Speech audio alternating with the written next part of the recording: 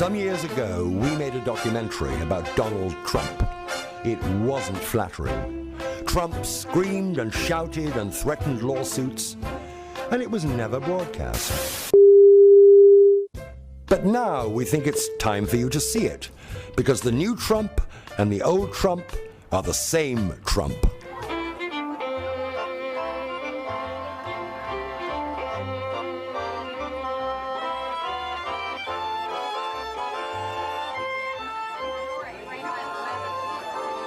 I never thought I'd be doing this, I have to tell you. So just everybody have a good time, enjoy yourselves, and for many years enjoy the Trump shuttle. It seems hard to believe, but that triumphant ride on the Trump shuttle was barely 3 years ago. It feels like so much longer. Nothing marked the end of the 1980s, the decade of greed, more than the downfall of Donald Trump. But who is this man who rose so high and fell so fast? Very good. Give it to that girl right over there. He presents himself marvelously, but the Donald Trump that I saw in real life was very different. I believe that Donald Trump would be a very unhappy man if no one paid any attention to him. He skirts the law in the sense that he goes right up to the edge and sometimes over it. You leave it with me. He talks a good game, but he lacks character. I mean, it's the American dream gone berserk, really, is what it is. But it wasn't only Trump's sometime friends and longtime critics who told us about his flaws. Trump himself unknowingly predicted his own fate. I think one of the most important aspects of the book is I try to find people that don't have it, because most people don't have it, and that's the sad part, and they want to have it, and they go out and they lose their money, they lose their families, they lose everything. And it's a sad situation. But you see it a lot with these hucksters that are on television selling deal books and selling, records, and they never made 10 cents in their lives, but now they become wealthy selling the records, although most of them, if you've read, have gone bankrupt over the last year. So I guess they didn't sell as many records as they thought. But, they sell, and these people put up their $500, and worse than that, then they go out and they borrow money against some leveraged house and this and that. Things that can't work, and I feel very sad for those people. Donald Trump hasn't had time to feel sorry for anyone in the last year. He's been too busy trying to save himself. It's so different now from his heyday, when he only had to want something to get it.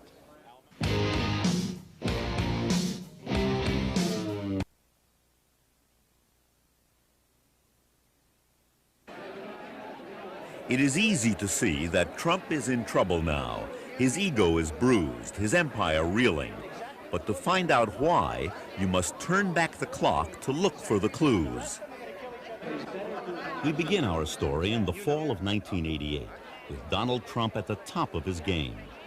Here he is at a political dinner honoring Andrew Stein, president of the New York City Council. Trump is a hustler. If a big guy, a rich guy, puts his arm around a politician, often that's better than money, because the politicians are in love with anybody who has money. Trump puts more than his arm around politicians. He's a frequent and generous campaign contributor to the council president. He is explaining to Stein that the contributions of some of his New Jersey associates are in violation of the new campaign laws. He's going to take them back and fix the problem. Right down.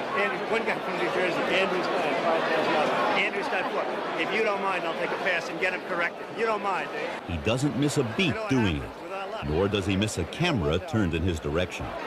Boy, there's a lot of coverage tonight. He was the best-known businessman in America. Compared to Lee Iacocca, he was Schwarzenegger. He was Stallone. Maybe he was even Elvis. Look, I'm making him a star. Look at this. He gets more headlines for what he doesn't do than what he does, because he's news just by showing up. Here he is at a charity event. It's at the Plaza Hotel, then his newest toy. His wife, Ivana, had just had some very appealing cosmetic surgery. Don Johnson and Melanie Griffith were along for the ride. Not surprisingly, the press forgot all about the charity. It was a time when celebrities dominated the news. And thanks to their press agents, the rich were celebrities in the 1980s. Trump in particular. No matter what he said or did, no one asked the hard questions. In merchandising the apartments in Trump Tower, he would plant articles in the newspaper suggesting that the Prince of Wales was going to take an apartment, Sophia Loren was going to take an apartment, and wouldn't it be wonderful to see Sophia sitting in her bathtub overlooking Central Park, and all kinds of wonderful stories. It's a 58-story building, although if you ask Mr. Trump how tall it is, it's actually 68. He skipped 10 floors in the numbering system because it's much more exciting to live on the 55th floor than it is on the 45th floor. It drove the fire department absolutely crazy because they lost 10 floors in the building that they couldn't find. This is salesmanship, and Trump knows how to do it better than anybody. It's, as you and I were discussing, it's become the #1 attraction in New York, the Trump Tower. The best hotel casino anywhere in the world. The biggest gross in the history of the gaming business. Said to be the greatest yacht in the world. The finest transportation operation anywhere in this country. The largest building privately financed ever built in the world. The biggest selling book, or one of them, of the decade. The best apartments in the world. This has really turned out to be almost mystical. It's been great. No area of the news was immune from the Trump hype. When Gorbachev came to New York for a summit in 1988, Trump saw a chance for a PR bonanza. The week before he arrived, all the television stations in New York said that Gorbachev was planning a visit to Trump Tower. Some of them even printed in the paper that this was going to happen. At no time was Trump Tower even tentatively scheduled as a place for Gorbachev to visit.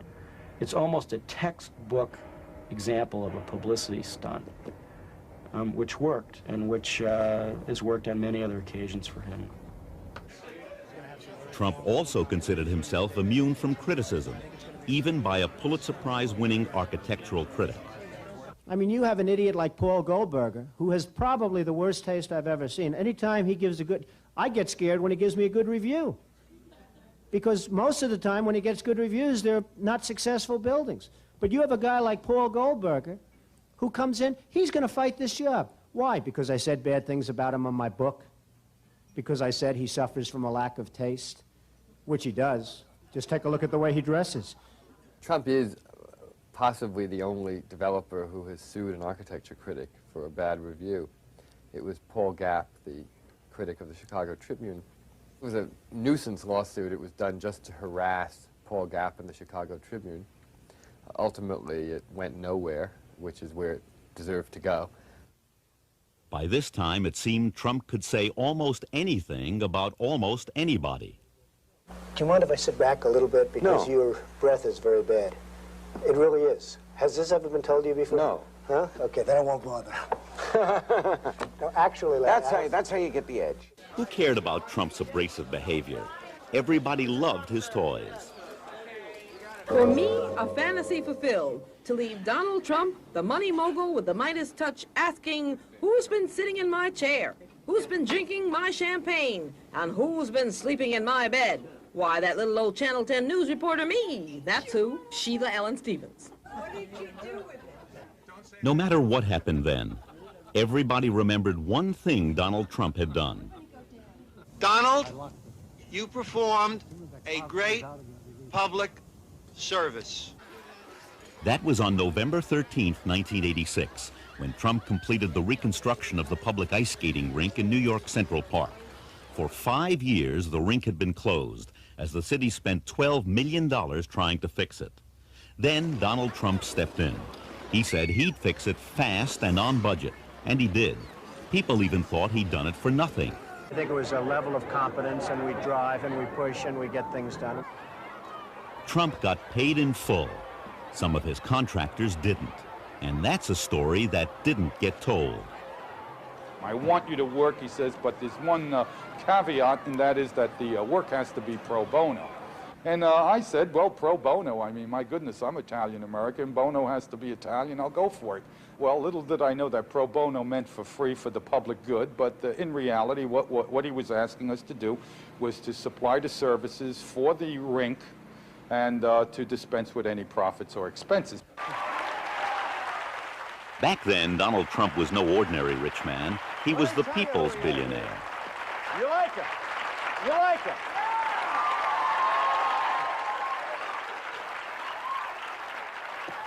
I'm telling you. Why didn't your daughter bring him home? Across the street from the skating rink was the St. Moritz Hotel. Trump bought it a year earlier. He called it a brilliant deal. No one bothered to look below the surface. He said he paid $31 million. The real price was $70 million.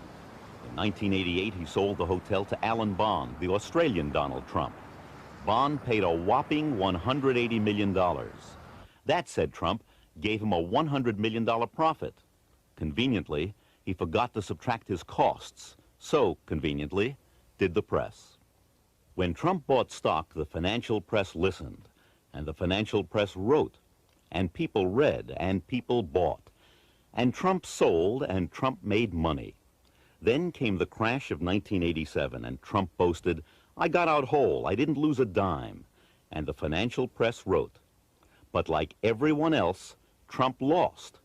Resorts, Alexander's, MCA, he owned them all, and there were others. Even when Trump flaunted his marital infidelity, editors covered his tracks for him. A professional photographer took these pictures of Trump, his wife Ivana, and his close and personal friend Marla Maples in Aspen over Christmas 1989.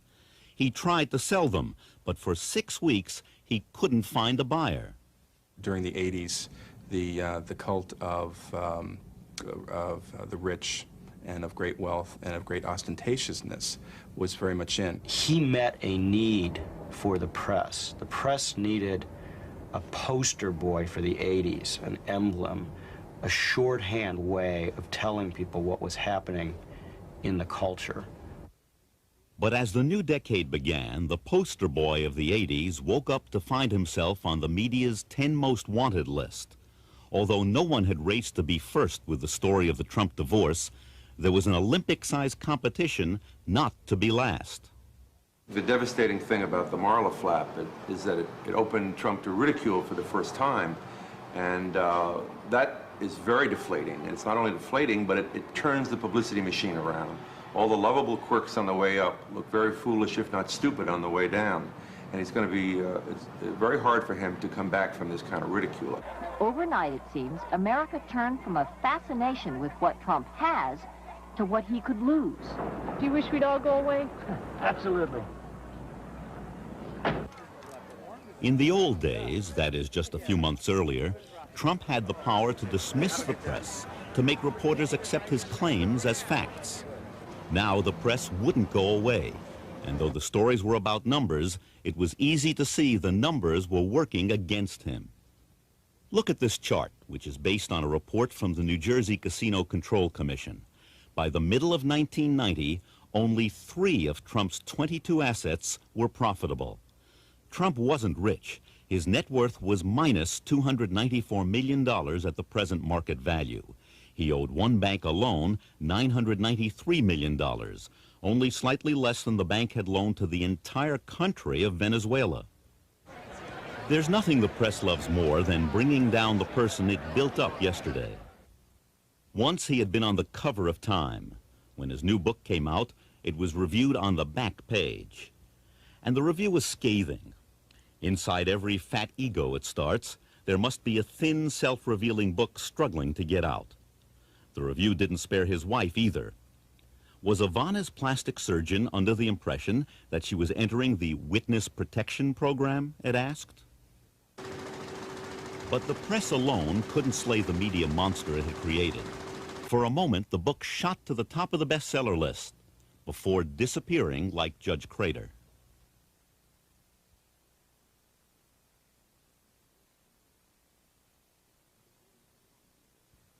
In the world beyond New York, he's Donald Trump, self-made billionaire. But in Brooklyn, he's still Fred Trump's son. And in Brooklyn, they remember it was Fred Trump who built the family fortune. Fred Trump would be here most every day, and he had his sons here. And he was teaching them the business from the ground up. Donald was one of my best customers. We have a hot dog most every day. A few occasions he would say to me that this must be a good business. And I'd say it's a good business. I'm making a living, but I think yours is a little better. When Fred Trump started out, he built wood shingle houses. During World War II, he constructed homes for the military. When the war ended, using his political connections and little of his own money, he turned his attention to giant developments in New York's outer boroughs. Today, he still owns them. It was decent, but never good, the service. And the pat answer they give you here at maintenance is, this is not Manhattan. You get Brooklyn service here, whatever that means. I have no idea what that means, but walls have to fall down before you get any kind of service here. I'm just fortunate not to be a senior citizen here.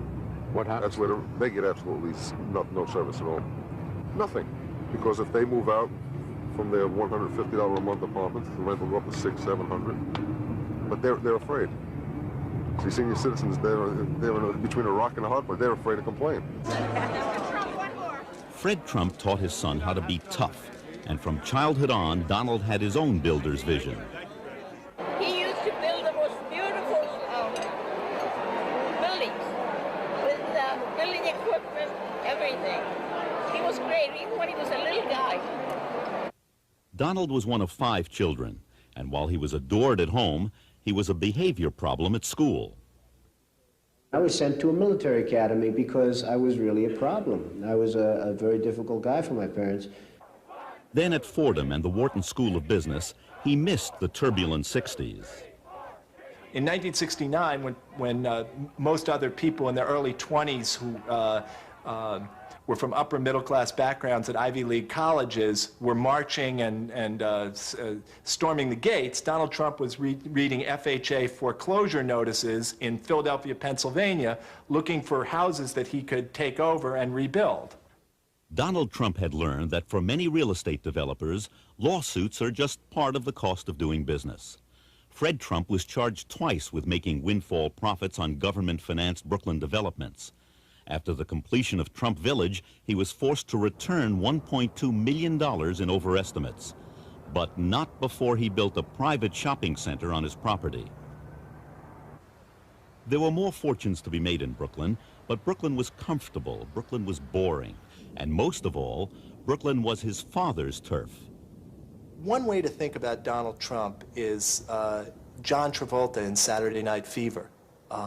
He's the guy from Ocean Parkway in his mind. Though he grew up with a father who had a lot of money, he grew up in a very middle-class way in his own mind, and certainly crossing the bridge was a huge thing for him to do and something his father never wanted to do.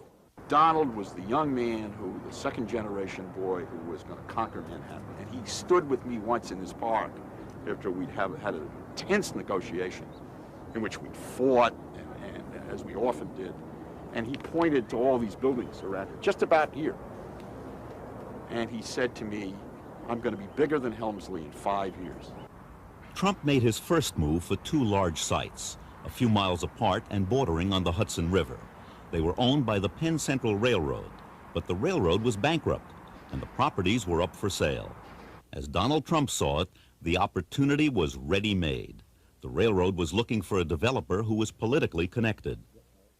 I knew that right away that he didn't fit the standard mold, and that all the people who would have to pass on this, all of them, right up the line, would be troubled if I put it bluntly, who the hell is Donald Trump?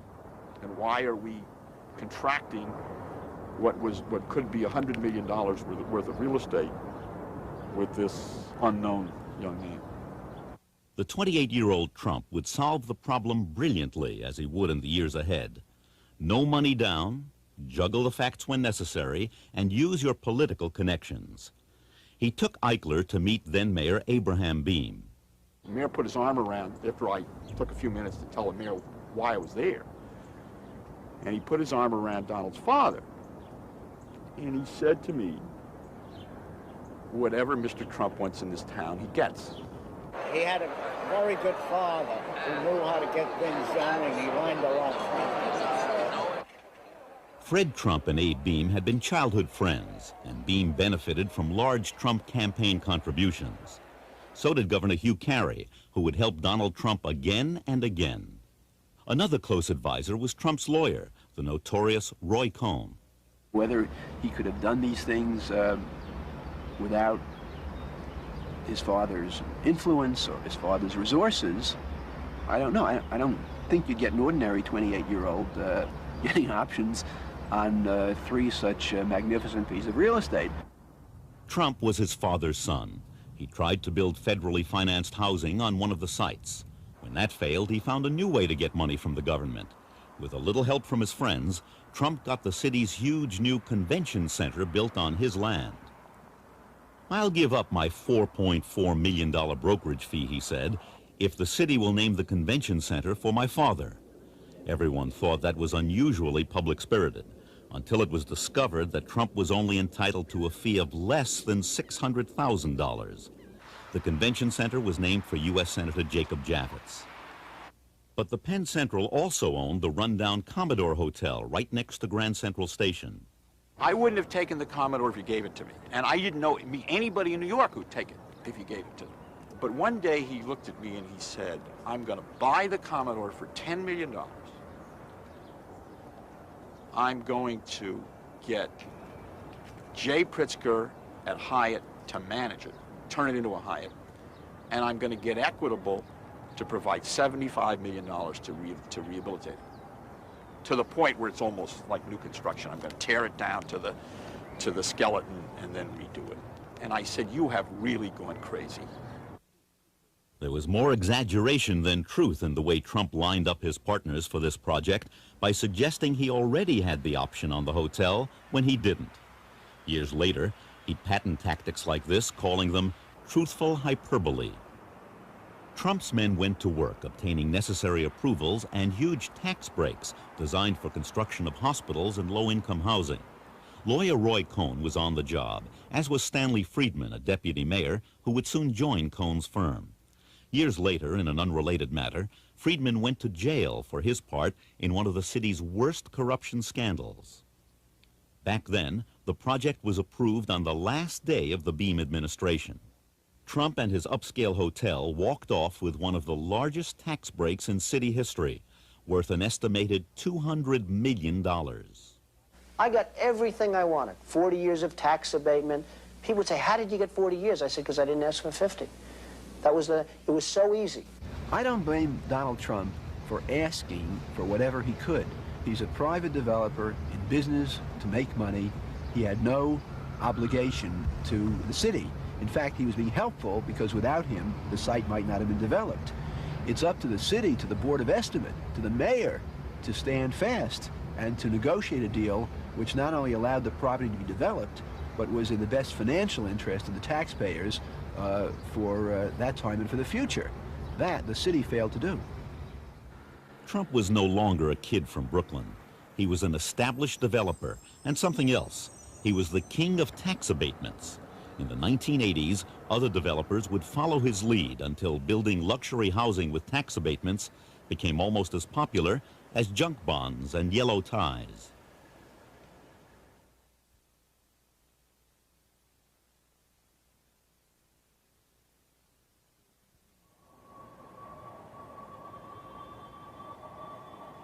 There's nothing more pleasing to a developer than the words, "no money down." At the Commodore Hotel, Trump saw firsthand the incredible lightness of leverage, so he tried it again. No rundown neighborhood to build up this time, though. It was literally a Tiffany location, adjacent to the famed store on Fifth Avenue in the heart of Manhattan. Here he would build an edifice to himself, a retail atrium, all marble and bronze, 13 floors of offices, the rest expensive apartments. Trump Tower. Donald called me up one day in my office at about 11:45 and said, "Meet me at Bonwit Teller in 15 minutes. Naturally, I dropped everything I was doing and came right over here. The first thing Donald said, "Isn't this the greatest location in the world? We're going to build the most exciting building in the world here." If the Hyatt had been a term paper in doing business in New York, the Tower was a doctoral thesis. Here's how it worked. Again, get someone to finance it. Equitable had been in on the Hyatt and owned the land under Bonwitz. For a 50% interest, Equitable would pay him to build. Then get the players who can deal with the city, state, and community. Again, Roy Cohn came on board. Finally, find a way to get approval to replace a 7-story building with a 58-story tower. Trump was determined to have every square foot he could have, and so the battle began. And it took us 15 months with a lot of shivers up our backs, never knowing whether we were going to win or not win. But Trump is a brilliant taskmaster at maneuvering behind the scenes politically as well as in the real estate world, and he succeeded. Once again, Trump got millions in tax abatements by finding a loophole in a law designed to promote middle-income housing. To neutralize the opposition in future battles, he soon hired the city's housing chief, who had opposed him on those tax abatements. In 1986, after the building had been completed, Trump broke one of his cardinal rules. He bought out his partner Equitable, and that cost him money. No matter, it would seem then, if the Hyatt had made him a player in New York, Trump Tower had made him a player in the world. Trump Tower was Reagan-era beauty come true for everyone. Trump was praised for his work, even by the critic he loved to hate. I've never minded the atrium that much as a work of design. A lot of people find it too glitzy, that sort of rosy, pink, apricot, whatever you call it, peach-colored marble. I always found kind of neat, actually. It's sensual, it's almost sexy. It's one of the few cases in which somebody has managed to make glitz aesthetically convincing. I like very much the Trump Tower because, especially the lobby, because it says exactly what it's intended to say, which is spend, spend, spend as you have never spent before.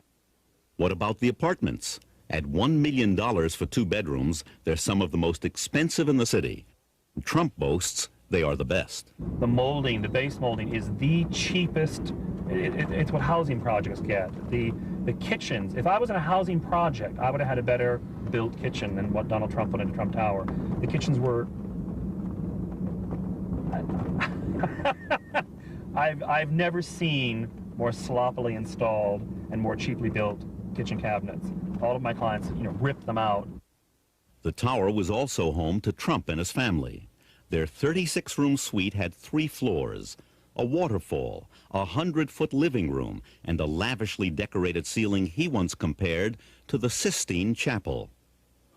Ross McTaggart was the second designer brought in to manage this remarkable apartment.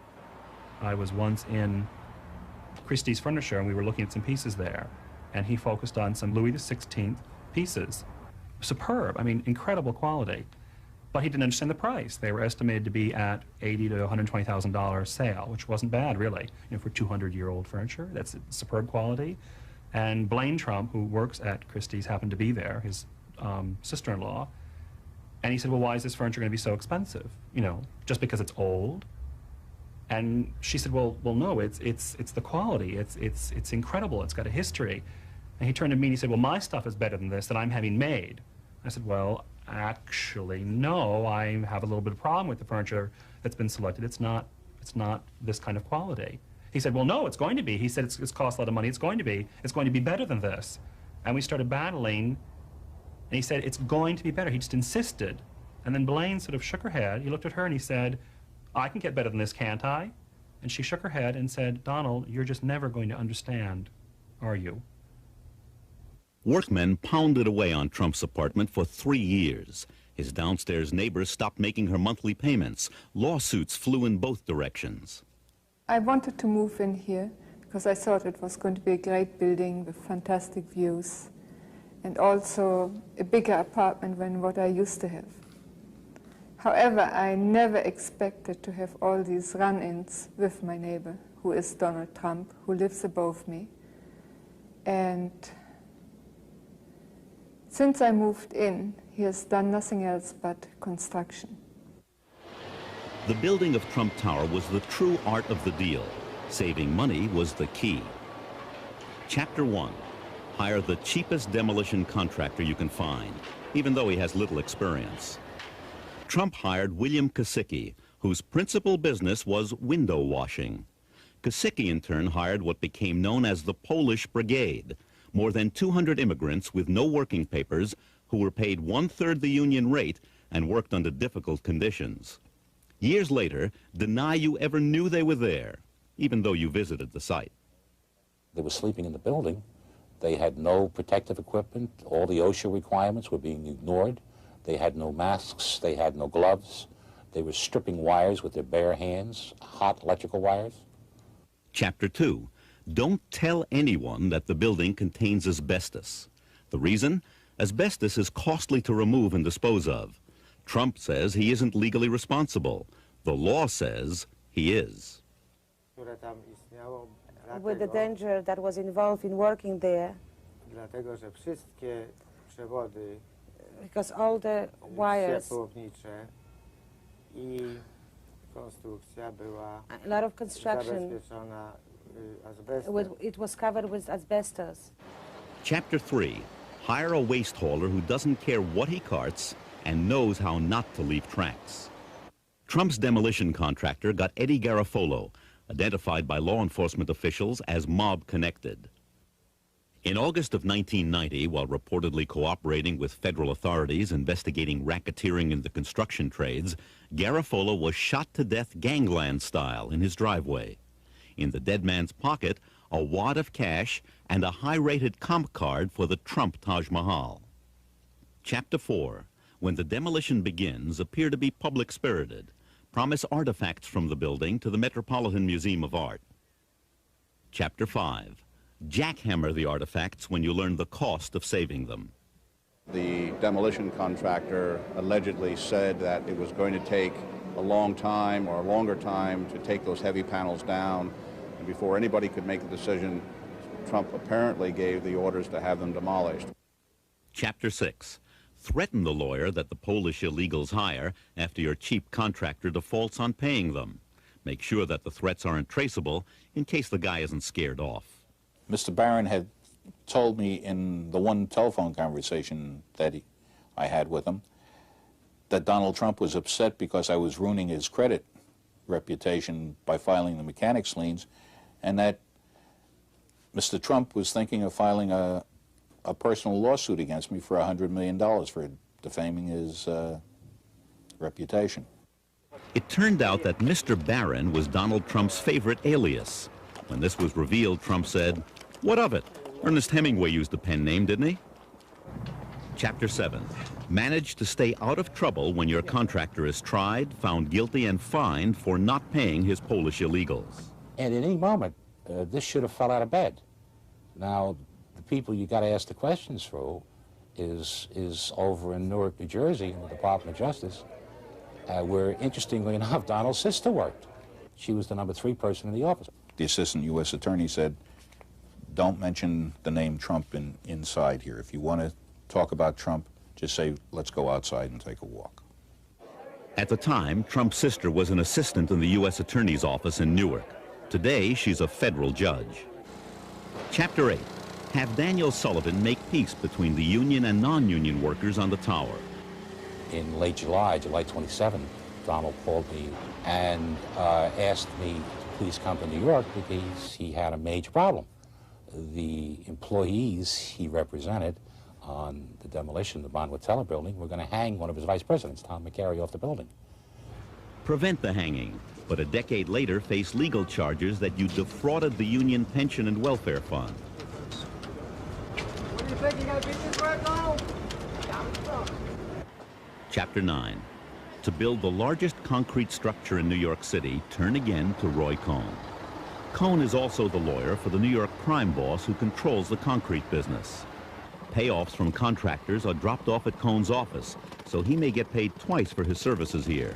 But then, you get who you pay for. Conclusion.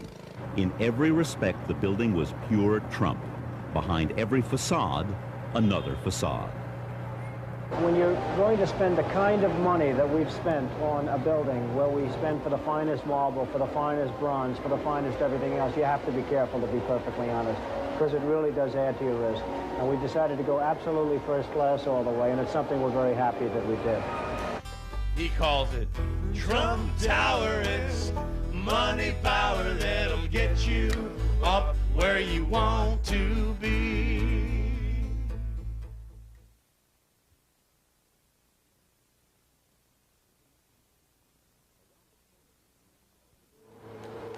Around the corner from Trump Tower was another golden opportunity for Trump.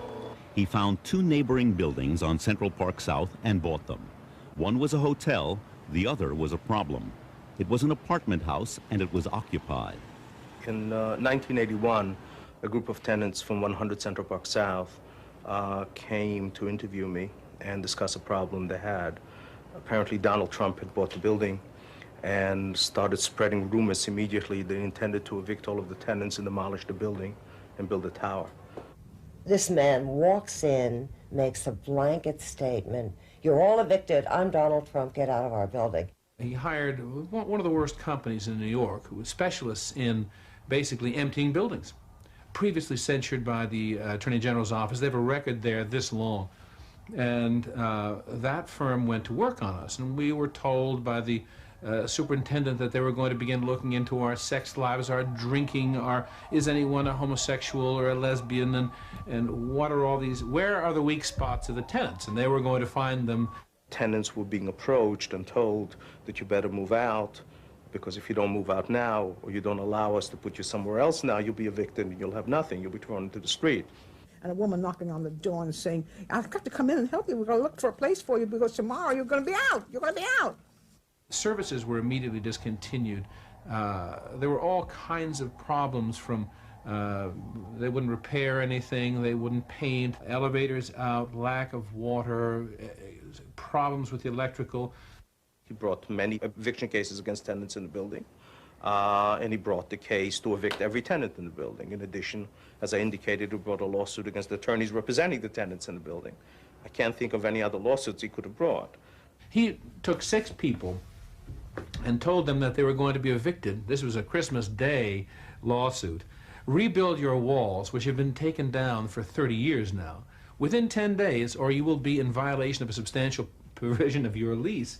The tenants here say that Trump's harassment has taken on many forms. For example, they say a couple of years ago, Trump offered the vacant apartments in this building to the city's homeless. I'm willing to give them heated, beautiful apartments with services and medical services if necessary. Well, why not set up cots in this conference room? Well, I'll tell you, because right here I don't have the room. Over there I do. New York State, it basically brought its power to bear on Donald Trump and said, you can't do this.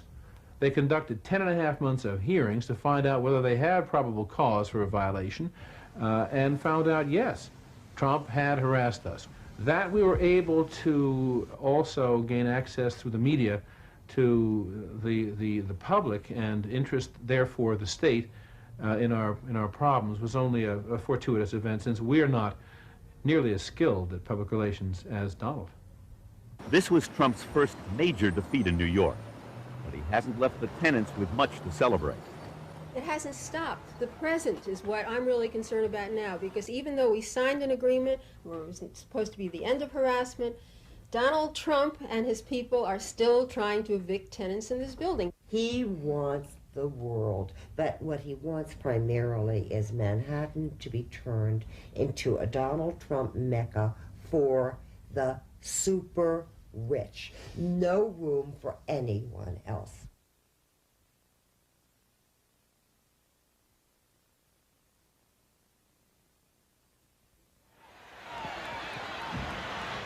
If Donald Trump had tried to capture the money crowd with Trump Tower, nothing made him more of a people's billionaire than his entrance into the world of professional sports. The United States Football League was playing an autumn sport in the spring when Donald Trump bought the New Jersey Generals franchise. It was a team with no players anyone would call the best or the greatest. Trump quickly set about changing all that, obtaining Doug Flutie and other stars and promoting them and himself.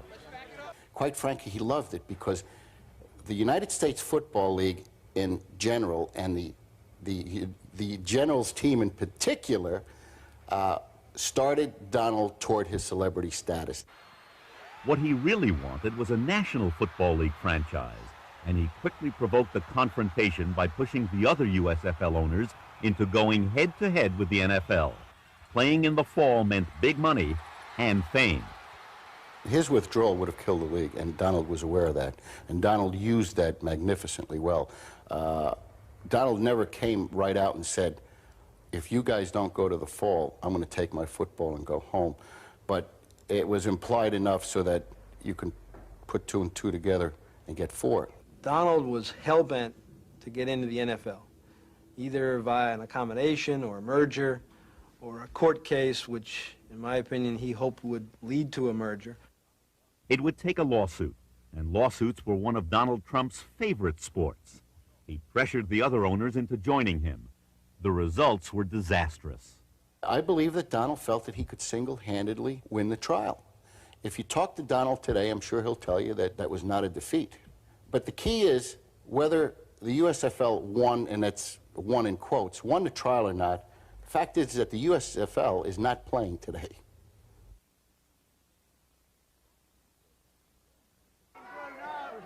Boxing for a time brought Trump the fame he was seeking. When Trump landed the Tyson Spinks championship fight, he and the other Atlantic City casino operators realized their greatest gaming jackpots ever. But that wasn't enough for Trump. He wanted to own Mike Tyson. First, he tried to join forces with Bill Caton, Tyson's manager.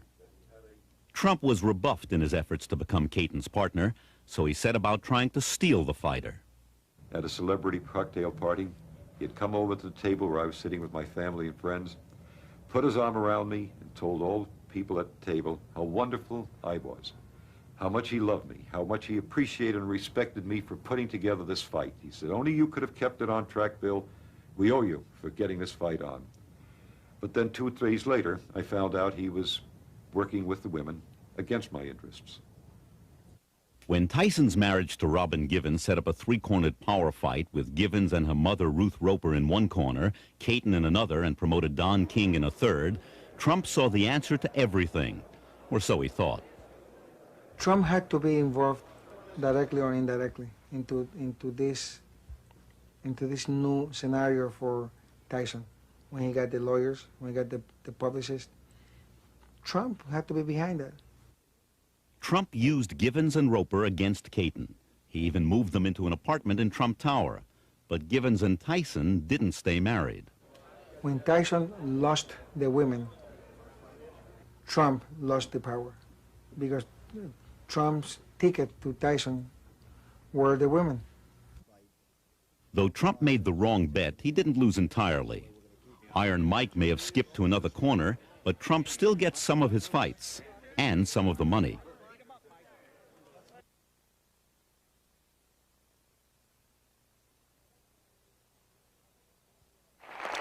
So that's the only reason I'm here tonight. Let's not kid ourselves.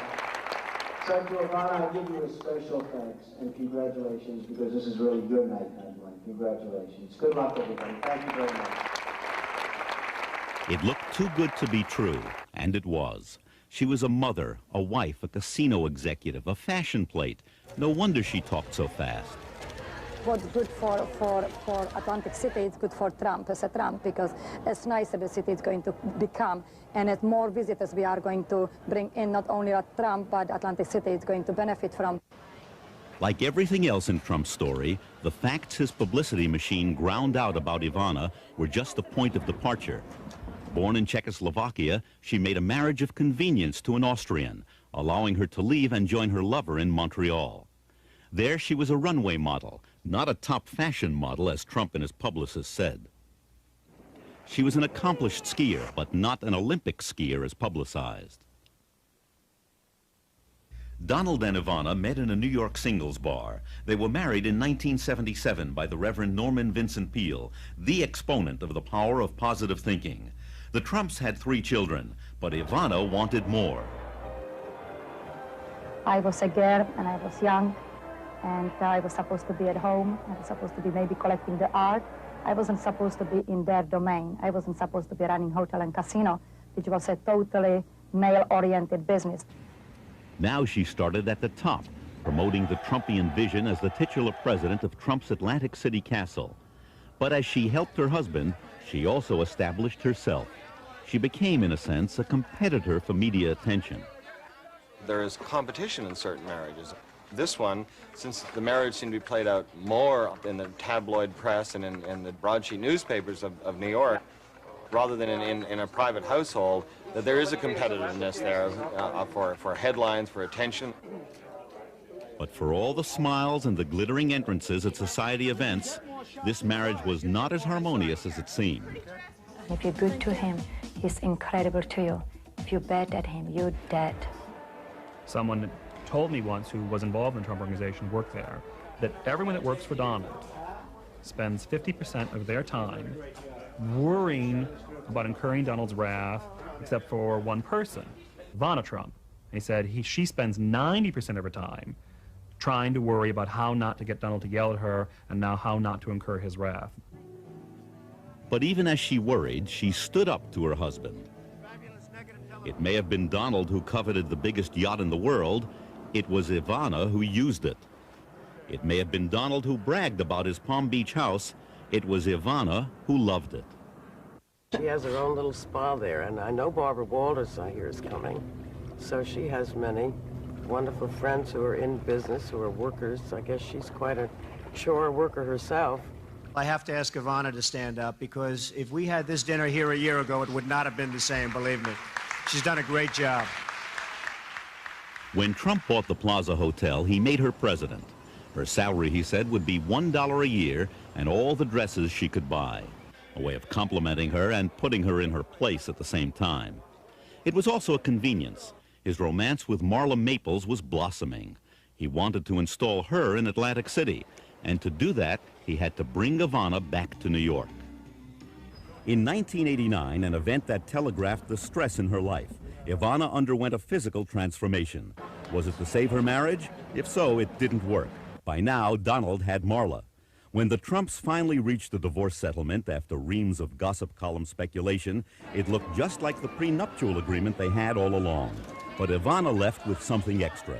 She became a Trumpian star in her own right, with a 7-figure book deal, a career as an advertising model with a daughter, and the freedom to enjoy the glittering social life her husband so often said he hated. As for Donald, the art of the deal with Marla was to stay in the headlines, but not necessarily close the transaction.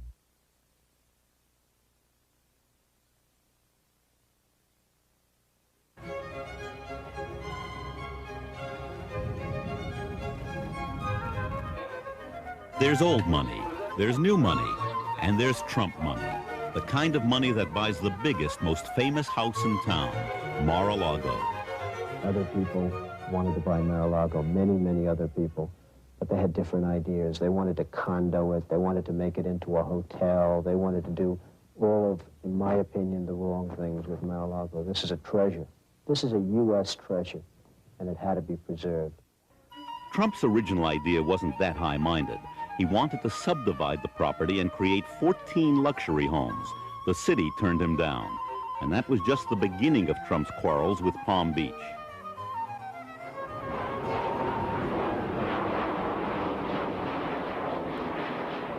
Everybody in real estate and all the residents of the city of Palm Beach know that that huge house, the Post Foundation home, is in the direct flight path of West Palm Beach International Airport. So how Mr. Trump overlooked this fact when he bought the house, I don't know. For Donald Trump to come down here like an invading bacteria, like a carpetbagger, and say, those planes fly over my mansion, Mar-a-Lago. I don't like the noise. Palm Beach County, I don't care how much money you've spent. Move your damn airport. I would be shocked and amazed that anybody reasonable would expect to move a federal facility for their own personal convenience and interest. In New York, when Trump had a problem, there was always a politician with a sympathetic ear. It wasn't so simple in Palm Beach. People then perceived myself as being in the hands or in the pockets of Donald Trump, wrongly perceived, but they perceived that just the same. And that resulted in a problem in terms of electability. On election day, Trump's candidates lost. Socially, Trump lost as well. When he flew in guests from New York, they went home buzzing about the unfashionably early dinner hour and the room phones that were programmed to prevent expensive long-distance calls. Among the locals, Trump fared no better. When he tried to get his tax assessment lowered, he failed. Finally, it turned out that this deal wasn't as artful as he claimed. In his book, The Art of the Deal, Trump said that he bought the house for $8 million, paying 100% cash. Actually, he spent $10 million, of which only $2,000 was cash. Now, Mar-a-Lago is on the market again, and because Trump can't find a buyer, he's filed another plan to subdivide his national treasure. Then there's Trump Plaza of the Palm Beaches. Beautiful to look at from Palm Beach, but actually in West Palm Beach, across the water, and in a definitely downscale neighborhood. Trump bought these condos out of bankruptcy and put his name on them. When they didn't sell, he offered prospective buyers rides on the Trump Princess. Now, the bank that held the mortgage on these towers has auctioned the apartments at fire sale prices. There's an underground passage from Trump's house to the Bath and Tennis Club. Other owners have been able to use it. Palm Beach veterans say Trump never will. And they're not shy about telling Trump why he hasn't made it here. We fear change like we fear tigers. We're terrified of change. We've just had to landmark the bridges because they wanted to make huge, high-span bridges. We don't want change here at all. What's irked some people about Trump is that he hasn't really become a part of the charity thing. If he really wanted to be a part of this town, then perhaps, they feel, he should give money toward those causes. He'd help us with money. Yes, For money, starters. money for charities. He could lend his name. lend his house, and Sure. contribute to a lot of things. Anybody can buy your way into a charity ball. You give me $500, you're in. You donate $20,000, maybe you can be one of the co-chair people. Well, what is that? That's nothing. As far as getting in to the parties and into the people's homes, you can't buy your way in. They like you, they will invite you, or they won't. The criteria still is the old family name. The Vanderbilts, the Whitneys, the Munns, the Phipps, and to them, nouveau riche is just Another thing he couldn't get into Palm Beach was his yacht. The harbor was too small. So while it was there, the Trump Princess had to be moored in Fort Lauderdale, next to a Best Western motel. I don't think he has the makings of being a real Palm Beacher, though.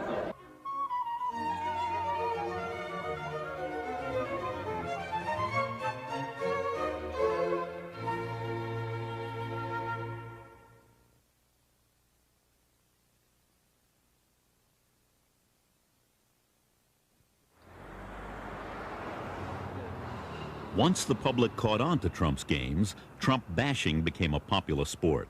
But right up to the moment his infidelities were revealed, he could do no wrong. He's very sexy, very handsome, very powerful. He cares about America, he cares about New York City, and he's doing something trying to help New York City. Some thought he should run for president. Trump considered it. Supposedly our allies, and I say supposedly. Would you really like to take over and run the country as you have run your organization? I would much prefer that somebody else do it. I just don't know if the somebody else is there. I don't know if we have the kind of advocate that you need. We need major surgery. This country needs major surgery. Are you the surgeon? I think I do a fantastic job. He doesn't give a good rat's hoot about poor people who might be living on sidewalks outside his building. He talks a good game, but he lacks character. Those who have worked closely with Trump have seen a more personal side of this most public man. He has a loner quality. There's no question about it. And for all the sense of Donald Trump as someone who's out and around all the time, there are dozens, if not hundreds, of times that I have spoken to him at 9:30 or 10:30 or 8 o'clock at night on a weekday, when the only thing between me and him interfering is the remote control changer changing the channels. He presents himself marvelously. But the Donald Trump that I saw in real life was very different than the Donald that I saw on TV or on some sort of video or a talk show or something. And that fascinated me, and that's when I realized how much a performance it was.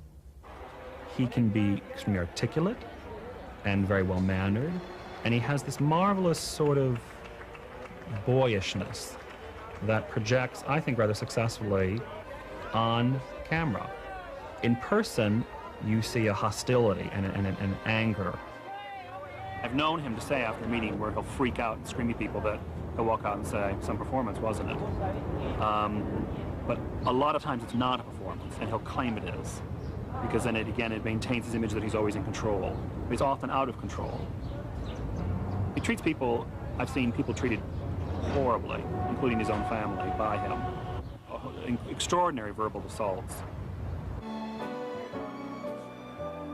he doesn't define himself from within. He doesn't define himself through relationships or through some spiritual interests and concerns.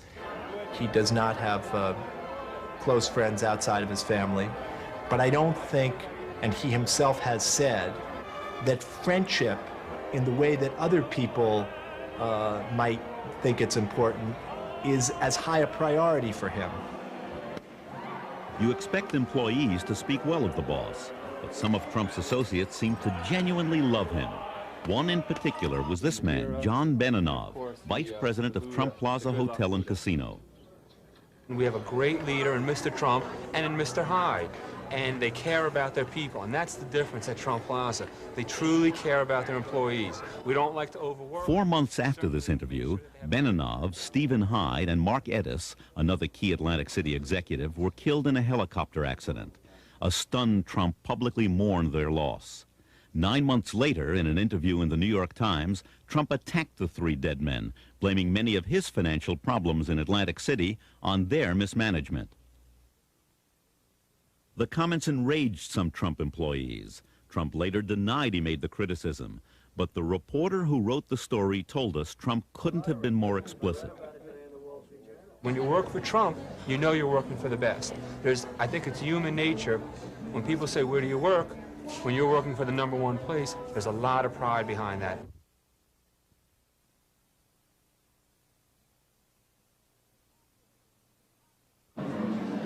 He's a crap game operator. Why do you say that? Well, most of his money comes from crap games in Jersey.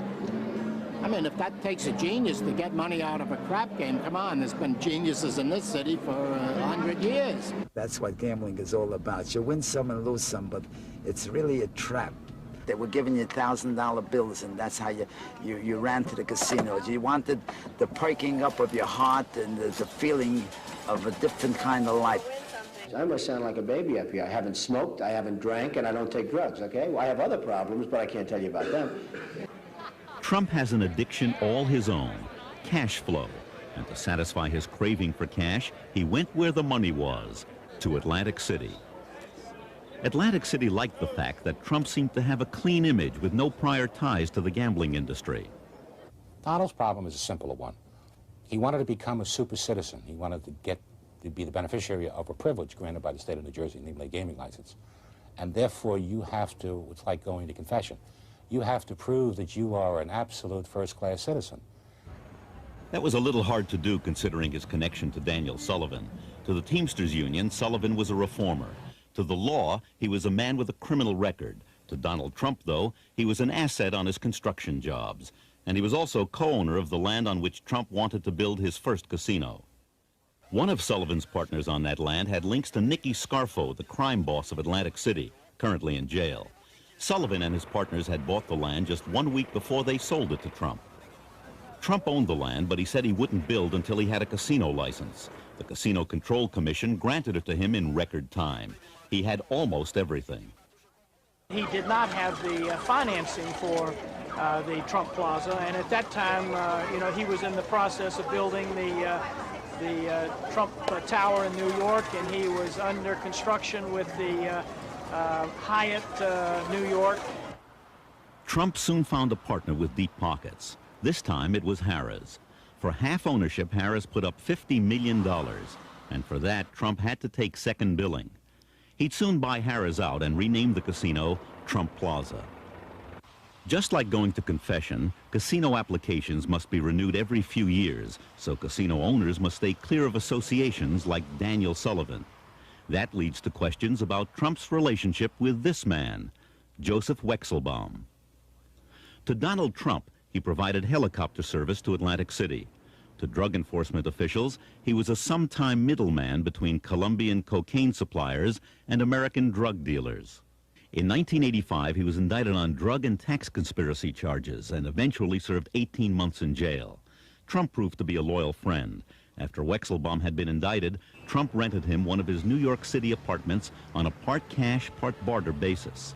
When Wexelbaum got out of jail, he moved into a Trump Tower apartment owned by his girlfriend. Others wouldn't have Trump's luck with the Casino Control Commission when it came to investigating their ties with undesirables. That's why Baron Hilton struck out.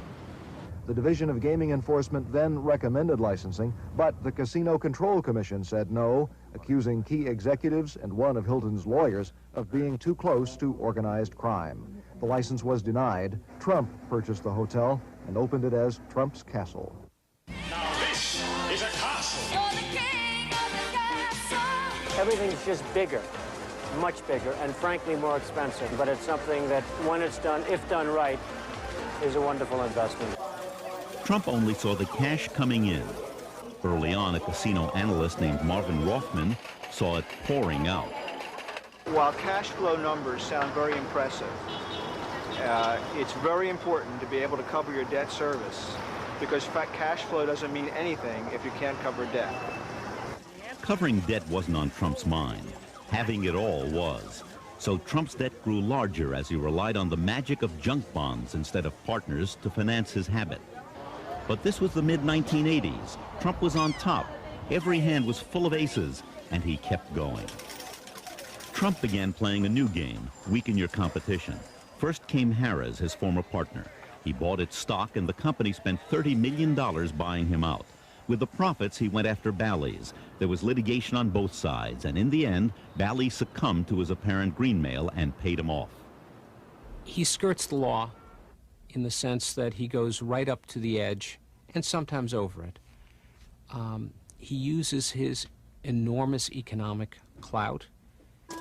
Instead of using his Bally profits to pay down debt, Trump went after the biggest prize in town, the unfinished Taj Mahal, owned by Resorts International.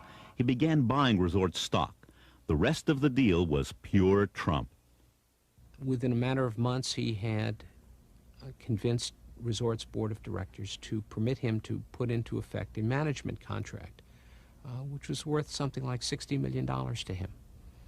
Nothing like this has ever happened before, and in essence, they were paying him to supervise his own investment in his own company. Everybody was just aghast, because there would be nothing, nothing left for the shareholders. In return for the management contract, Trump was supposed to finance the completion of the Taj Mahal. He never had any intention of doing that until he owned the company outright. The contract bled the company dry. Stock prices fell, but they weren't low enough yet for Trump, so he tried something else. Resorts hired bankruptcy counsel, and Mr. Trump walked them through the unfinished building. Within hours, all of Atlantic City, and indeed the entire financial community, knew that Resorts had consulted bankruptcy counsel, and the rumors were rampant that Resorts was going into bankruptcy.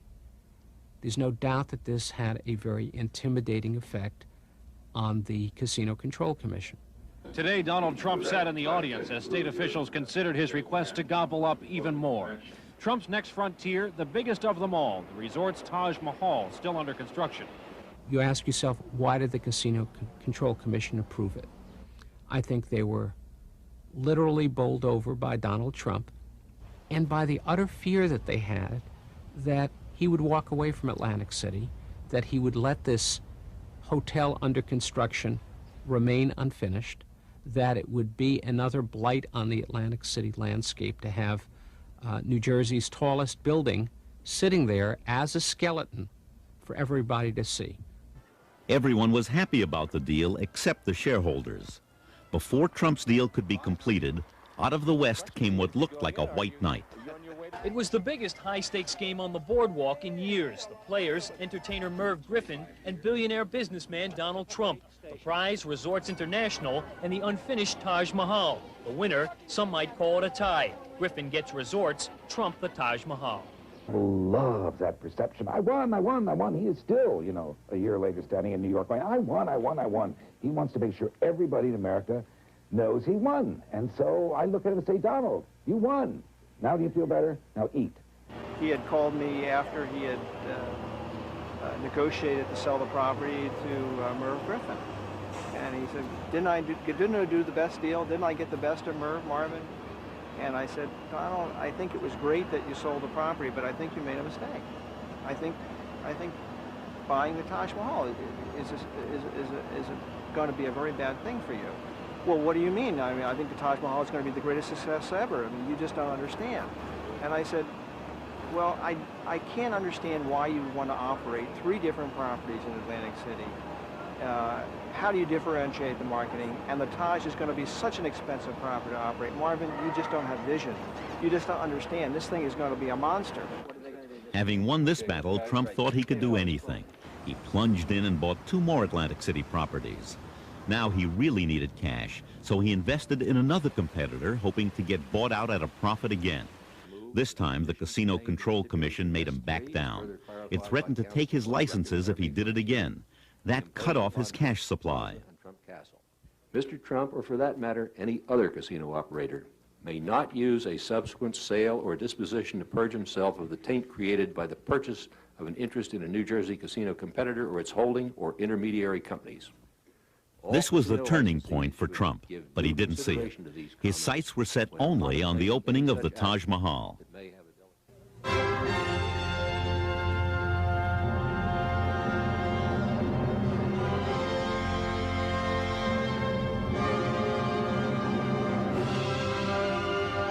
One step beyond your wildest imagination. A billion-dollar dream come true. Donald J. Trump's Taj Mahal, the 8th wonder of the world. An 8th wonder wasn't enough. Trump needed a miracle, a business that would throw off enough cash to pay his enormous debt. The regulators were turned off. The banks cried for blood. Trump gave it to them. He personally guaranteed the loans and put his properties at risk. Trump saw only the upside. Marvin Roffman saw it differently. If the company doesn't generate the kind of wins it takes to pay $95 million debt service, to pay $125 million to the payroll and payroll expenses, if we got into a bad economy and all of a sudden the Atlantic City market stopped growing,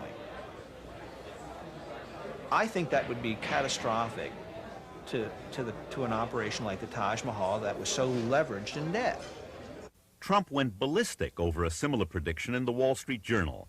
To appease him, Roffman's employers, Montgomery Janney Scott, fired him. The analyst sued. Not only did he win, the judge awarded him $700,000 in damages. When the Taj Mahal opened in the spring of 1990, it didn't solve Trump's problems. It made them worse. Within 6 months, the once invincible Trump had to file for bankruptcy and give his bondholders a 1/2 ownership in his crown jewel. By now, Trump was in danger of being washed out to sea on a wave of debt.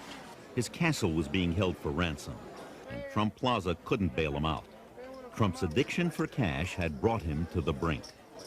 I, in a way, get high from what I do, okay? In a way, that's and I look at it as a positive addiction, because addiction can be positive. The casinos are tough nut. They're tough. They're really tough. I wish there was a chance of beating them. I'll be the first in line, but there isn't. You gotta die broke with the game.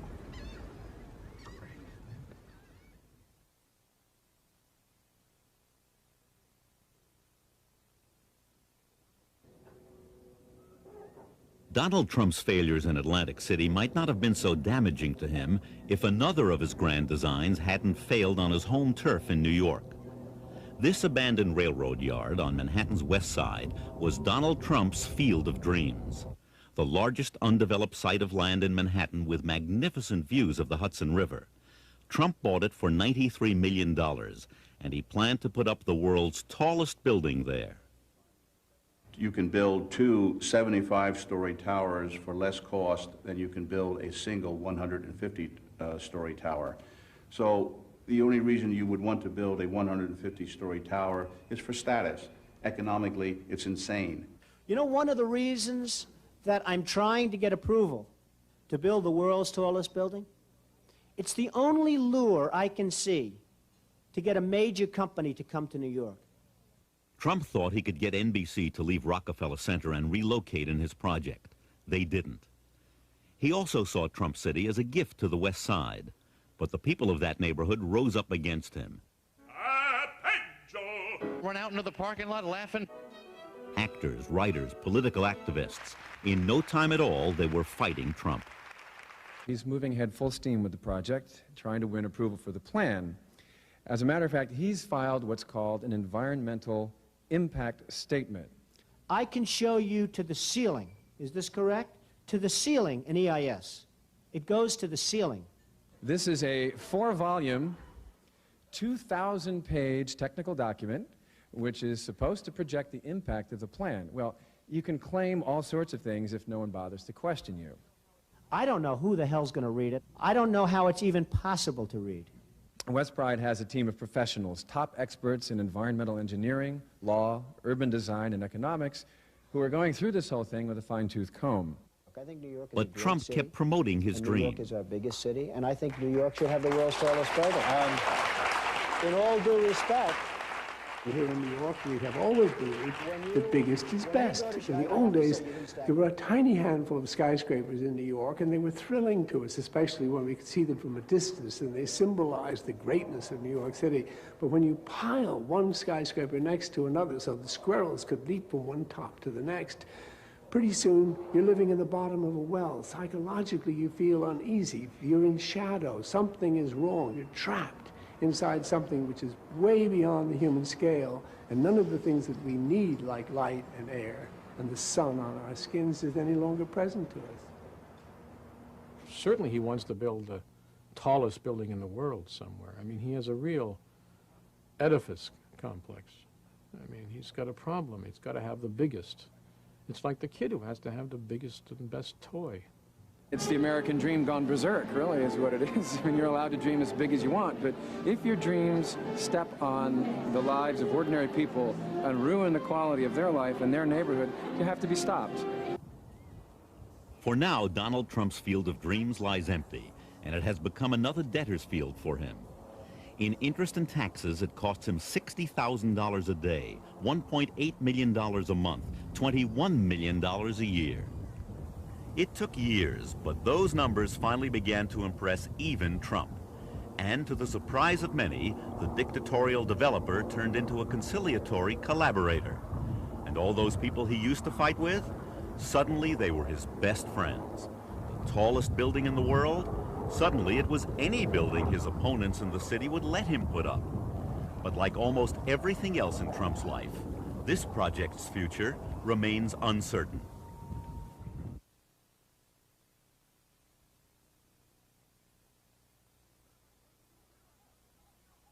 Heard about Trump's new deal? What? Trump has a new game. In the late 1980s, smart players were paying down debt and protecting their equity.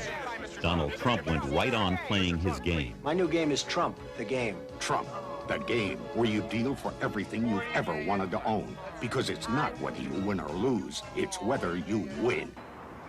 All your life, you grow up, you go to the plaza, you go to a ball, you go and have dinner. You see the plaza. It represents something that's very special to New York. The plaza was the ultimate trophy to him, the crown jewel of his New York properties. Its price tag of $407 million also made it one of the most expensive hotel purchases ever. To get it, he violated his own art of the deal rules. He paid too much, leveraged other properties, and went deeper into debt. But to the world, he had won again. Few saw the reality. He was now risking everything. This is a characteristic of all self-made, and in a sense, Donald is self-made in this way, highly driven. Man, there is lying behind it an idea, I think an idea ultimately about immortality. This thing about Donald's going to die. And success. There's the gambler's analogy. You got to keep rolling the dice, and you got to keep rolling bigger. Back in 1989, most people thought Trump was one of the richest men in the world. When we started asking questions about his wealth, Trump gave us this letter from his accounting firm. It said he had $700 million in cash. The letter made it look as if Trump could write a check for that amount on the spot. He forgot to mention that most of the money was tied up in credit lines from his banks.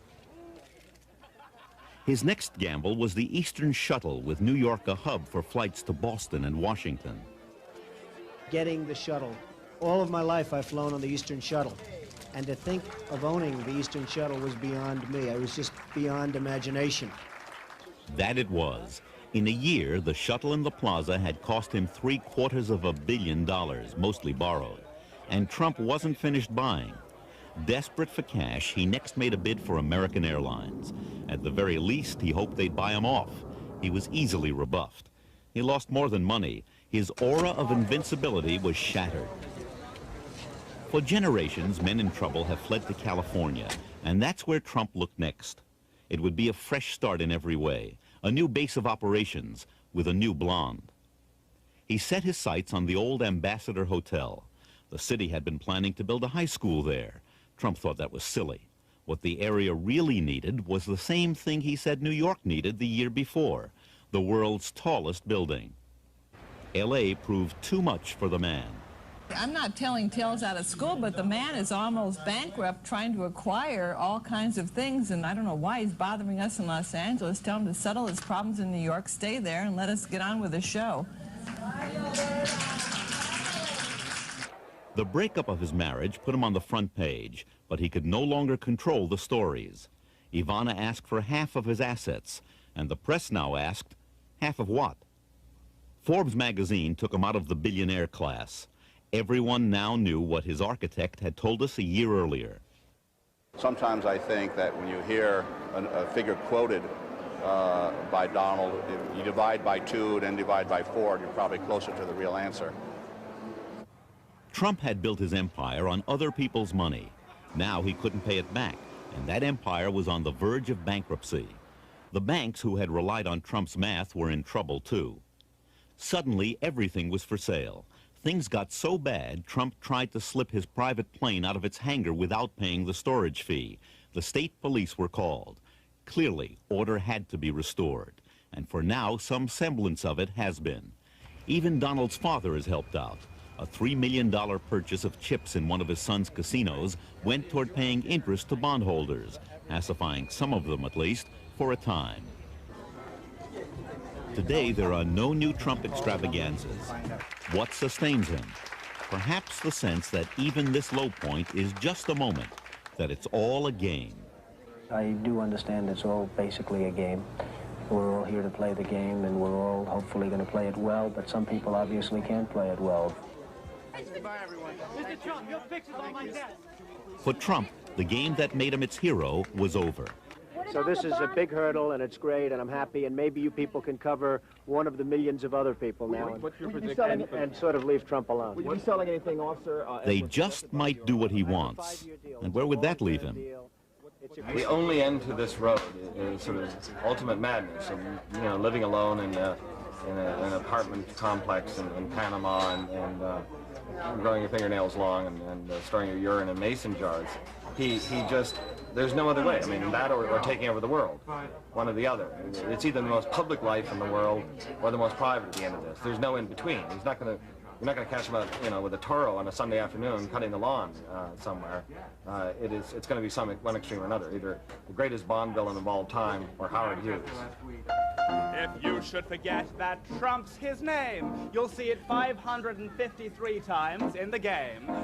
Now we know that Donald is one rich guy, so how come in every shot he wears the same shirt and tie? If your deals turn out lucky and you're smart as a fox, you could be like Donald and end up on a box. Big bucks will never seem the same when you play Trump.